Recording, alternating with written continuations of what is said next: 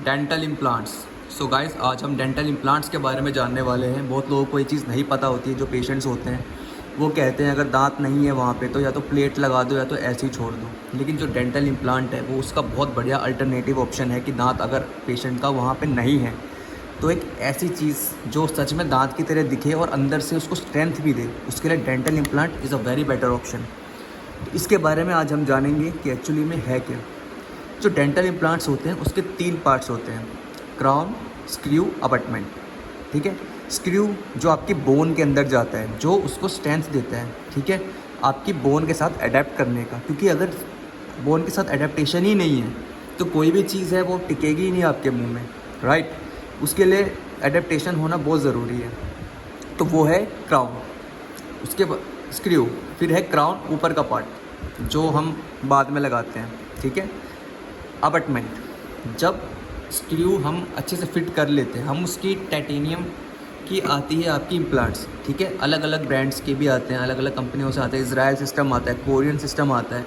जो पेशेंट को कंफर्टेबल है अकॉर्डिंग टू उसके अफोर्डेबिलिटी और अकॉर्डिंग टू उसकी जो नीड है, उस हिसाब से हम देखते हैं कि उसके कंडीशन में क्या बेस्ट सूट करेगा, उस हिसाब से हम उसको सजेस्ट करते हैं। तो स्क्रू लगाने के बाद उसमें अबटमेंट दिया जाता है। अबटमेंट की एंगुलेशन वो आपको डॉक्टर अपने हिसाब से बताएंगे, जो बेस्ट एंगुलेशन है टीथ का अकॉर्डिंग टू द कंडीशन।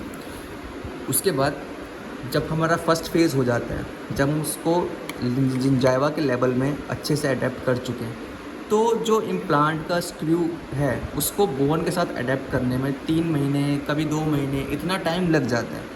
उसको कहते हैं ओस्टियो इंटीग्रेशन।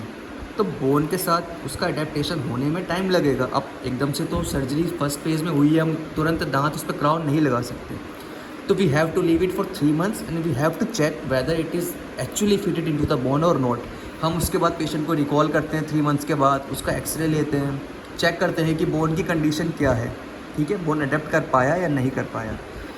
उसके बाद जब ये चीज़ हो जाती है तब सेकंड फेज़ में हम उसका जो जिंजाइवा ऊपर से आया है, हम ये चेक करते हैं कि भाई सच में जिंजाइवल मार्जिन कवर अप कर पा रहा है कि नहीं कर पा रहा है। इट्स अ गुड साइन, ठीक है। इट मीन्स कि वहाँ पे नेचुरल फिनोमिनन अकर हो चुका है।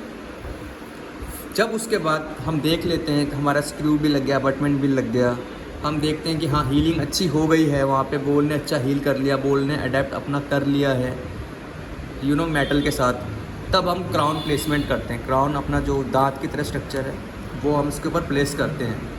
क्राउन जो जिरकोनिया या PFM whatever is suited, mostly zirconia ही अच्छा रहता है इस केस में। और जो सबसे बढ़िया दांत है मोनोलिथिक जिरकोनिया का, वो लगा सकते हैं। तब जाके हमारा पूरा प्रोसीजर बन जाता है इम्प्लांट्स का। जो शेप्स है इम्प्लांट्स के, स्क्रू के अलग अलग टाइप के आते हैं। जैसे कि आप यहाँ देख रहे हैं थ्रेडेड है, ठीक है, ये सिलेंड्रिकल है, सिलेंडर शेप में, ये स्ट्रेट है, ये कोनिकल है। अब जो कोनिकल है वो किस केस में देंगे, जब आप देख रहे होंगे यार कि नीचे से जो बोन जा रही है वो ऊपर से तो वाइड है, नीचे नीचे जाते जाते जाते नैरो होती चली जाती है, राइट। तो उस केस में हम कोनिकल देंगे।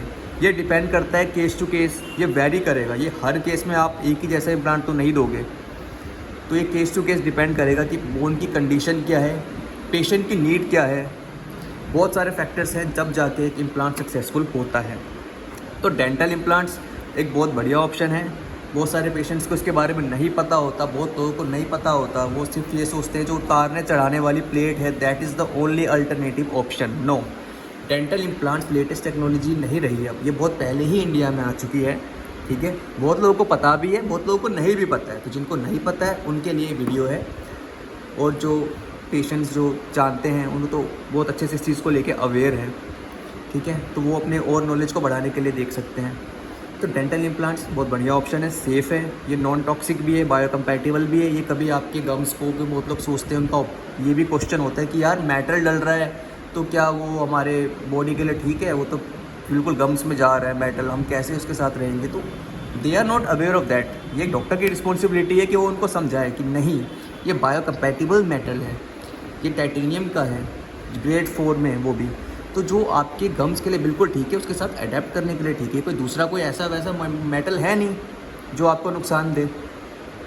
तो इसके जो मेटल भी हैं इम्प्लांट के, बहुत सेफ़ है, बहुत बढ़िया ऑप्शन है। तो अगर इम्प्लांट्स के लेके अगर आपको और भी कोई क्वेरीज़ है तो आप कमेंट कर सकते हैं। और ये थी आज की वीडियो, ये था आज का नॉलेज डेंटल इम्प्लांट्स के बारे में। Thank you very much.